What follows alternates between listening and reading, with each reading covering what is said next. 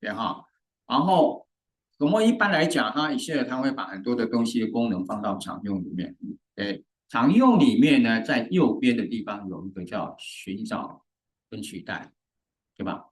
你现在是要看的是什么？它有没有空格，对不对？所以这个时候啊，你可能真没有空格啊，选择特殊目标，下来有一个空格，看到吧？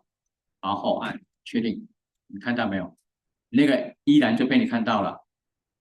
假设这个是几千列几百行，你这样做就很快速找到了嘛，电脑帮你找，不是你找，对不对？那我的习惯会这样做，我的习惯呢哈，会在这里直接把它 mark 起来，我就很清楚，所有等到我答案做完没有黄色就是正确的。